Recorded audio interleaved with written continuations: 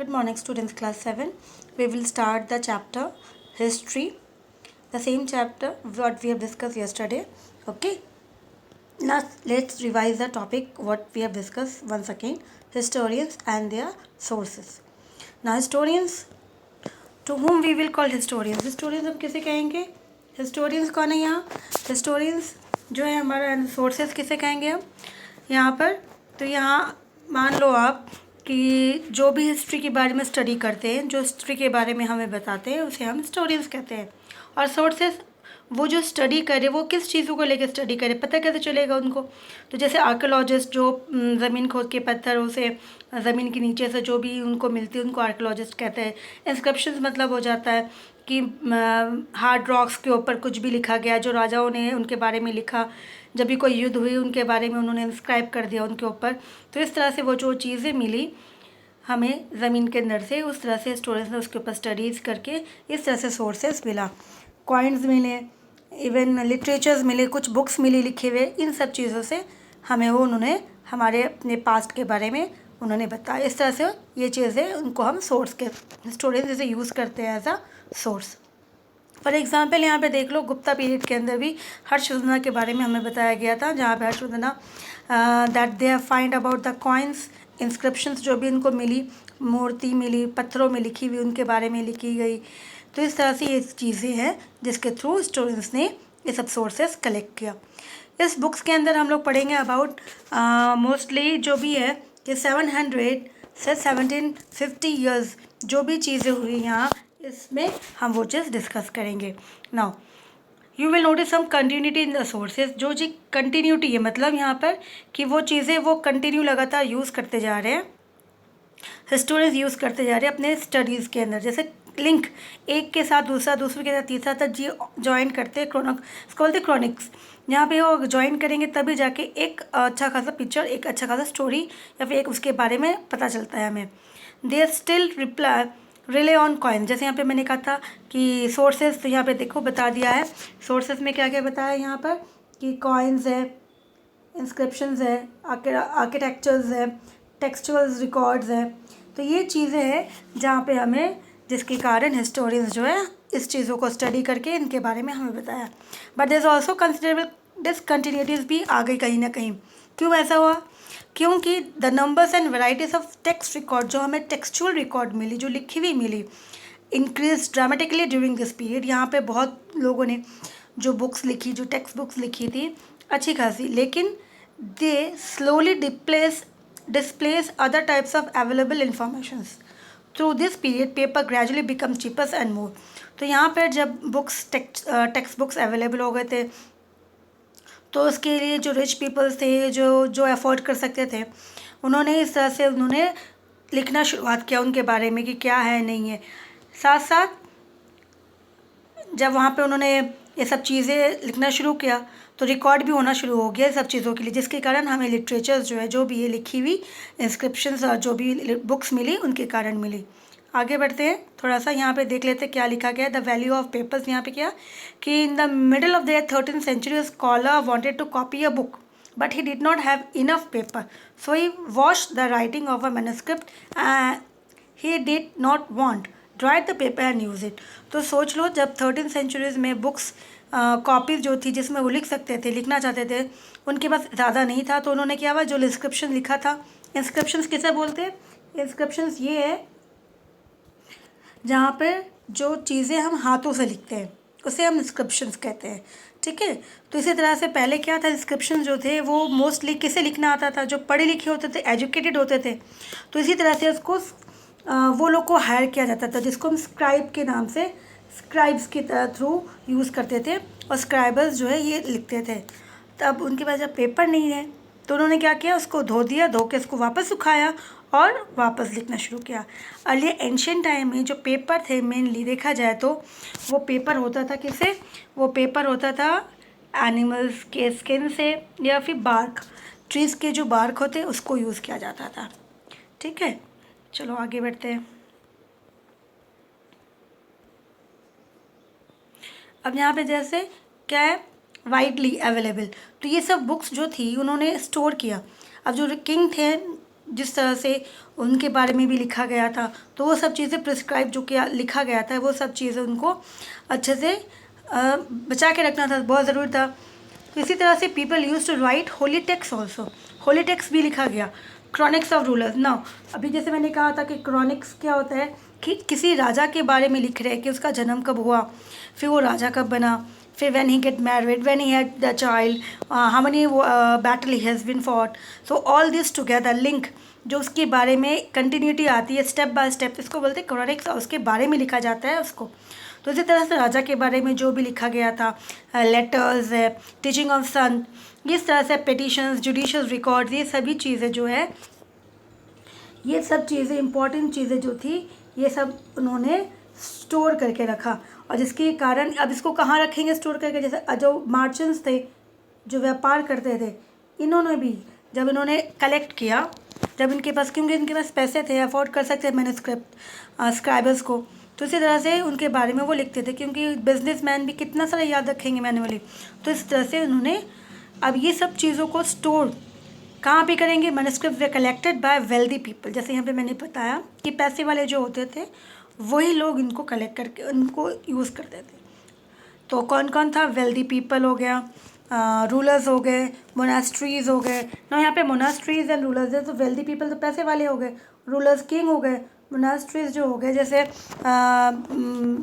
जो संत है, संत जो संस्था चलाती है, उनके बारे में, मंदिर है, उनको चैरिटी होती है, बुद्ध होते हैं, तो उस तरह से जो होते हैं वो एक दूसरे से घूमते रहते हैं, उनको भी पैसा चाहिए होता है।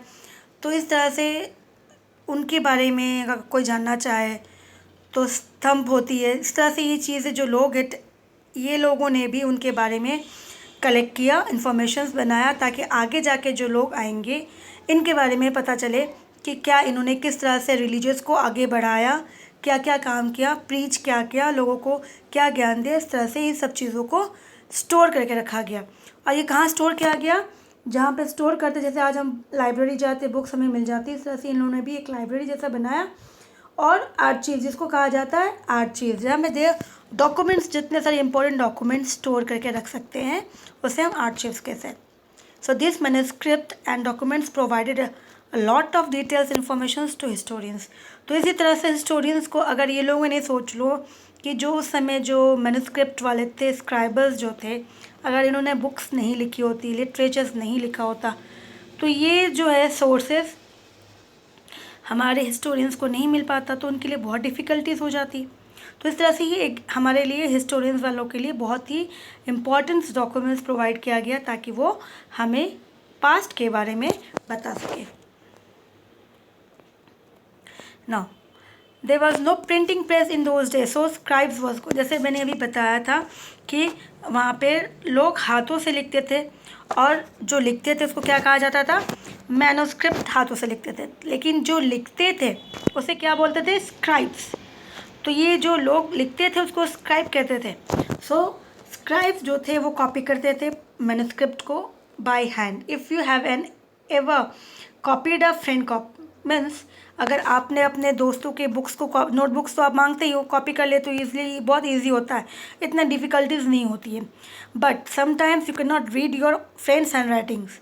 जब आप कुछ राइटिंग्स नहीं समझ पाते तो क्या करते हो, आप एक अपने मन से कुछ भी वर्ड यूज़ कर लेते हो, और जिसके कारण उसका पूरा का पूरा जो मीनिंग होता है वो गलत हो जाता है, कॉपीड। तो इसी तरह से यहाँ पर हम देखेंगे कि वो स्क्राइबर्स जो थे, यहाँ पर भी कुछ ऐसे थे जो बहुत ज़्यादा इतनी कर्सिव में लिखते थे, जो बाद में किसी को अगर कॉपी करना हो तो उसके लिए बहुत मुश्किल हो जाती थी। तो यहाँ पर scribes, as scribes copied manuscript, they also introduced small changes, a word here, a sentence there. तो इसी तरह से इन लोगों ने भी शुरुआत की, जब उनको समझ नहीं आया क्या लिखना नहीं करना है, तो इसी तरह से उन्होंने भी उस वर्ड्स को चेंज किया, सेंटेंस में चेंजेस दी। तो this small differences grew over centuries of copying until manuscripts of the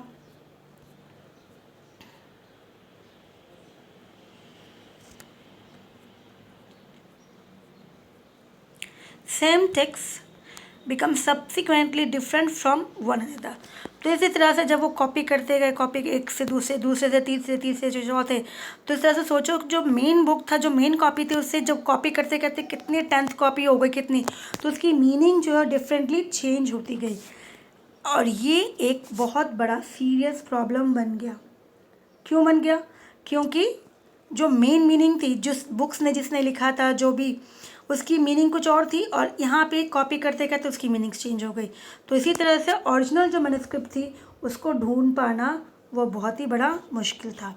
तो इसी तरह से बाद में ऐसा भी देखा गया कि जब इस तरह से उन्होंने जब कॉपी कर दी और कुछ अपने मन से कुछ भी लिख दिया, तो इससे क्या हो गया कि एग्जैक्टली जो हमारी पुरानी जो बुक थी जिसने लिखा था सचमुच, उसको फाइंड आउट करना वो मुश्किल हो गया, क्योंकि वो लाइब्रेरी में, आर्चिव्स में कहाँ गुम हो गया, लॉस्ट हो गया, no one knows, because it was totally a back, बहुत पुराना, बहुत पीछे, इसी तरह से नहीं मिल पाया। एक एग्जाम्पल यहाँ पे देखा जाता है 14th सेंचुरीज़ में। 14th सेंचुरीज़ में जो थी, यहाँ पर जो क्रॉनिकल्स थे जिसने लिखा था वो थे, उनका नाम था ज़ियाउद्दीन बलानी। इन्होंने क्रॉनिक्स लिखी थी, फर्स्ट क्रॉनिक्स 1356 में, और बाद में उन्होंने उसी का 2 वर्जन, उसके 2 साल बाद उन्होंने उसका दूसरा वर्जन भी बनाया था। लेकिन जो हिस्टोरियंस थे उसके बारे में, जिसने इसको उसकी कॉपी की थी, उन लोगों को पता ही नहीं चला कि इनका जो है 2 कॉपी, खुद ज़ियाउद्दीन बलानी ने इसकी 2 कॉपी की और उस वर्जन में चेंजेस किया था। ये 1960s तक ये किसी को इनके बारे में नहीं पता था, क्योंकि जो उसकी मेन कॉपी थी फर्स्ट वाली, वो पता नहीं कहाँ पर ही गुम हो गई। इसी तरह से हम आगे बढ़ते हैं। आज हम शुरू करेंगे, आज जो है हमारा न्यू मतलब जो टॉपिक्स था, new social and political groups. अब यहाँ पर हम देखेंगे स्टडी ऑफ 1000 ईयर्स, जो है हमारा मेनली वापस से वहीं कि 700 to 1750 में क्या क्या चेंजेस आए। हिस्टोरियंस जो थे धीरे धीरे जो चेंजेस होते गया, हमने देखा स्टार्टिंग में से कि क्लासिक्स में आपने पढ़ा था कि किस तरह से लोगों ने they started living their life, then they started hunting and gathering and then collecting food. तो इस तरह से जो चेंजेस आ रहा था यहाँ पर, इसी तरह से हम यहाँ ये चीज़ें देखेंगे। तो सबसे पहला जो चेंजेस इस मूवमेंट में, इस पीरियड में आया, जो दिखा, वो सबसे पहला था हमारा वो टेक्नोलॉजी था। इस इन दिस पीरियड जो न्यू टेक्नोलॉजी वो दिखी हमें यहाँ पर, वो था पर्शियंस व्हील। पर्शियंस व्हील्स में अब ये पहला ऐसा व्हील, मतलब जिस तरह से आपने देखा होगा कहीं कि गांव में बहुत अभी भी यूज़ की जाती है कि वो कुएं से पानी निकालने में वो उसमें व्हील होती है, वो घूमती रहती है, उसके बाद वो पानी जो नीचे से ऊपर आता है फिर, और वो ज़मीन नीचे गिरती है तो वो खेतों में पानी जाती है, इस तरह से। तो ये जो था उस समय का एक बहुत बड़ा इन्वेंशन था, व्हील इन इरीगेशन, क्योंकि वो यूज़ यहाँ कहाँ कर रहे थे, वो इरीगेशन में कर रहे थे, खेतों में पानी देने के लिए, सिंचाई के लिए। The spinning wheel in weaving, उसी तरह से वीविंग के लिए स्पिनिंग व्हील्स, बुनाई के लिए आ गया। फायर आर्म्स, उस तरह से फिर फायर आर्म्स कॉमर्स, कि किस तरह से आग को हम यूज़ कर सकते काम। न्यू फूड्स, नए तरीके से खाना। बेवरेज, बहुत सारे ड्रिंक्स जो हम नहीं खाते, जो हमारे इंडिया में नहीं था, जो बाहर से आया था, जैसे सब हमारे आसपास के कंट्री से आया था, जैसे पोटैटो है, हमारा पोटैटो है, कॉर्न है, चिली है, टी है, कॉफ़ी है। ये चीज़ें हमारे इंडियंस की नहीं, ये फूड बाहर से आई थी।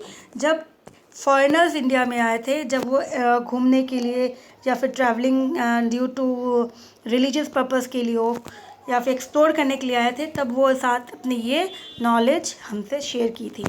ठीक है, तो इस तरह से ये इनोवेशन जो हमें देखने को मिला, new technologies and crops peoples, जहाँ पे वो न्यू आइडियाज़ लेके आए। As result this was a period of economic. तो इससे क्या समझ में आया कि ये जो पीरियड था वो अच्छा खासा economic, political, social and cultural changes देखने को मिली, कि लोगों ने शुरुआत की, एग्रीकल्चर नए नए फूड्स बनाया, इसको मार्केटिंग, मतलब मार्केट में बेचा, पैसे मिले। पॉलिटिकली लोग ने एक्सपैंड किया, अपना अपना राज्य बढ़ाया। सोशली कि हमने एक दूसरे अपना नॉलेज एंड कल्चर जो है एक्सचेंज किया। तो इसी तरह से हमारा ये बहुत बड़ा चेंजेस देखने को मिला। Again there was a period of great mobility, means movement. लोग इधर से उधर घूम रहे थे। क्यों घूम रहे थे, इधर से उधर क्यों जा रहे थे, एक कंट्री से दूसरे कंट्री क्यों सर्च कर रहे थे? And groups of people travel along distance in search of opportunities. जैसे आज भी लोग एक जगह से दूसरी जगह जाते हैं, एक शहर से दूसरे शहर जाते हैं, या फिर एक कंट्री से दूसरी कंट्री जाती है। क्यों जाते हैं? Only due to to find out such opportunities. यहाँ पे मे बी वो किस लिए हो सकता है, may be in search of jobs, educations, hospitalities, कुछ भी हो, वेल्थ, हेल्थ को लेके कुछ भी हो, लोग घूमते हैं। तो इसी तरह से उस समय भी लोग जो है इसी तरह से कुछ चीज़ों के लिए लॉन्ग डिस्टेंस से कहीं दूर दूर, जैसे इंडिया में वो लोग आए, बहुत सेंट्रल एशिया से इंडिया के अंदर आए वो। So the subcontinent held immense wealth and the possibilities for people to carve a fortune. तो क्योंकि ये जो हमारा देश था, ये एक अच्छा खासा पॉसिबिलिटी थी कि लोग यहाँ आए और उनको अच्छा खासा एक फौज, मतलब अपनी किस्मत आजमाना, ताकि वो यहाँ पे आके बहुत कुछ कमा सकते, नॉलेज ले सकते थे।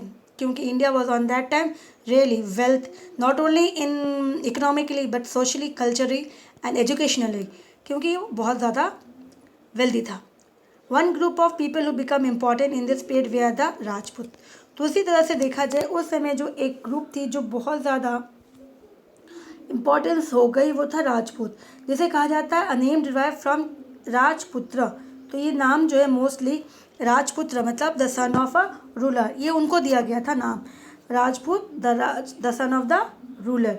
लेकिन but between the 8th and 14th centuries the term was applied more generally to a group of warriors who claimed Kshatriya caste status। लेकिन धीरे धीरे 8th to 14th सेंचुरीज में ये वर्ड जो है जनरली अप्लाई किस में होने लगा, वो अप्लाई होने लगा वॉरियर्स के लिए। वॉरियर्स किसे कहेंगे, जो योद्धा होते हैं। अयोद्धा क्षत्रिय, क्षत्रिय जो कास्ट, जहाँ पे स्टार्टिंग में इंडियन सोसाइटी को 4 कास्ट में डिवाइड किया गया था, ब्राह्मण, क्षत्रिय, शूद्र एंड, पहला हो गया हमारा ब्राह्मण, क्षत्रिय, शूद्र एंड एक और है अभी, चलो उसको अभी एक अभी फिर बता देंगे 3। फिर तो सर क्षत्रिय जो है, क्षत्रिय कौन सा हो गया, वॉरियर हो गया। तो वॉरियर कौन है यहाँ पे, जो हमें प्रोटेक्ट करेंगे, जो हमें प्रोटेक्ट करेंगे और हमें किससे बचाएंगे, दुश्मन से बचाएंगे। चलो वो 4th वाला याद आ गया, जैसे ब्राह्मण आ गया, क्षत्रिय आ गया, शूद्र आ गया एंड वैश्यस आ गए। ये जो लास्ट वाला थे, ये जो थे लास्ट एकदम लोअर कास्ट वाले थे, जो जिसके लिए उनका काम था कि इन तीनों को हेल्प करना था। तो इसी तरह से जो राजपूत थे 14th सेंचुरीज और 8th सेंचुरीज के बीच में वॉरियर्स इनको दिया गया, अप्लाई किसके लिए अप्लाई किया गया, वॉरियर्स के लिए, जो क्षत्रिय थे, क्षत्रिय कास्ट के थे। इस तरह से योद्धा जो थे, द टर्म इंक्लूड्स। तो इसी तरह से ये देखो, ये पर्शियन व्हील्स की पिक्चर है, जहाँ पे वो इस तरह से वो पानी निकाल के कुएं से और वो खेतों में दिया जाता था। आगे बढ़ते हुए चलते हैं। Not just rulers and kaftans but also soldiers and commanders who served in the army of different monarchs all over the subcontinent।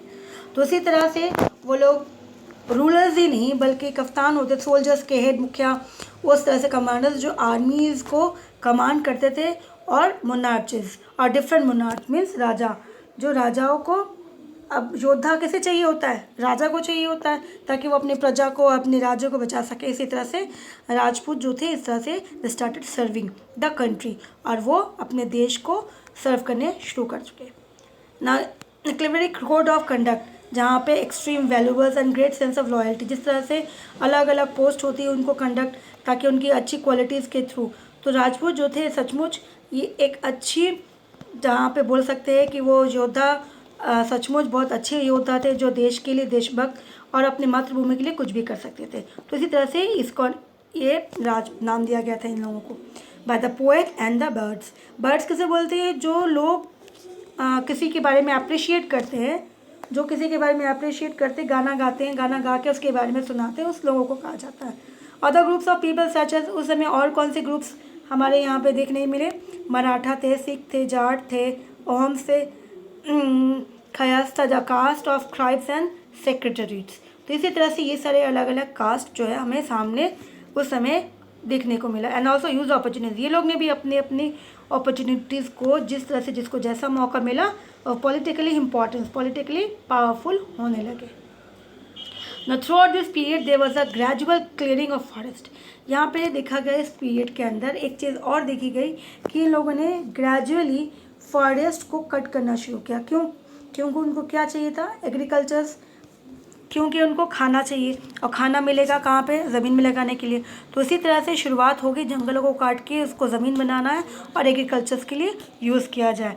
तो इस तरह से शुरुआत होगी। A change faster and more complete in some area than in others. कुछ area में बहुत ज़्यादा और कुछ एरिया में स्लो प्रोसेस था। तो changes in their habit force many forest dwellers to migrate. तो इसी तरह से जो भी फॉरेस्ट ड्वेलर थे, जो फॉरेस्ट में निर्भर थे, जहाँ से वो फॉरेस्ट से कलेक्ट करते थे, उनकी ज़िंदगी वहीं पे ही रहता था। अब जब जंगल कट गया तो वो क्या करेंगे, तो उनको वहाँ से कहीं और जाना पड़ा। दे हैव टू माइग्रेट, वहाँ से मूव करना पड़ा। Other started tilling the land and become peasant. कुछ लोगों ने क्या किया कि ये घूमने का काम बंद कर दिया और ख़ुद उन्होंने शुरुआत कर दी एग्रीकल्चर करना, और वो बस गए और धीरे धीरे वो क्या बन गए, पीजेंट बन गए, फार्मर्स बन गए।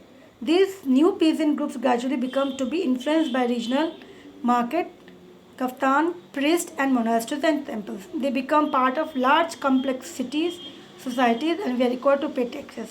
अब इसी तरह से जब ये धीरे धीरे ग्रेजुअली पीजेंट ग्रुप्स जब बढ़ने लगी, साथ साथ जब ये बढ़ने लगे तो मार्केट थे, जो उसकी मुखिया थे, जो प्रीस्ट थे, जो पुजारी होते हैं, जो मंदिर में मुखिया हेड होते हैं, जो मोनास्ट्रीज होते हैं, इस तरह से अलग अलग लोगों। तो ये चीज़ें थी कि वहाँ पे अब दे हैव टू पे सम टैक्स, ताकि उनको वो क्या करना पड़ेगा, उनको थोड़ा सा टैक्स तो देना पड़ेगा ताकि ये लोग कलेक्ट करें और इनका जो है काम निकले। तो इसी तरह से टैक्स पेएबल शुरुआत हो गई। They become part of large complexities and they are required to pay tax. तो इसी तरह से जब उनके उसका हिस्सा बन गए तो उनको थोड़ा सा टैक्स, जो लोकल लॉर्ड थे वहाँ पे, जो लोकल मतलब मान लो वहाँ पे जो उनके हेड थे, उस गांव का जो मुखिया होता है या फिर उस एरिया का जो लोकल लैंडलॉर्ड होता है, इस तरह से उनको शुरुआत हो गई। भले वो सर्विस मतलब जो भी टैक्स दे रहे वो गुड्स में दे, खाने मतलब अनाज में दे या पैसे दे, कुछ भी। As a result significant economic and social differences emerge. और इसी तरह से धीरे धीरे शुरुआत हो गई किस चीज़ों की, सोशल इकोनॉमिक डिफरेंसेस कि जब किसी के पास पैसे आ गए तो वो बढ़ने लगे, और जिसके पास कुछ नहीं आएगा, जो पीछे रह गए, तो वो फिर क्या करे, वो कुछ नहीं कर पा रहे, तो उनके पास पैसा नहीं, अर्निंग नहीं है। तो इसी तरह से शुरुआत हो गई differences between rich and poor. Some possess more productive land, किसी के पास बहुत अच्छी जब ज़मीन मिल गई उपजाऊ, किसी के पास कैटल्स मिल गए, जानवर मिल गए, जिसको वो दोनों यूज़ करेंगे एग्रीकल्चर और कैटल्स के लिए। तो इसी तरह से उनका इनकम जो है बढ़ना शुरू हो गया। As society become more differentiated people they group into जातीज़। जब सोसाइटी बढ़ने लगी तो इन्होंने क्या किया कि एक साथ इस तरह से तो इसको जातीज़ बना लिया, कास्ट सब कास्ट बनाना शुरू कर दिया, उनको रैंक दे दिया कि ये किसका रैंक, ये कौन लोग हैं, इसको क्या दाम दिया जाएगा, बैकग्राउंड क्या, ऑक्यूपेशंस। तो किसके बेस पे दिया गया उन लोगों ने, उन लोगों ने दिया ऑक्यूपेशंस के अकॉर्डिंग।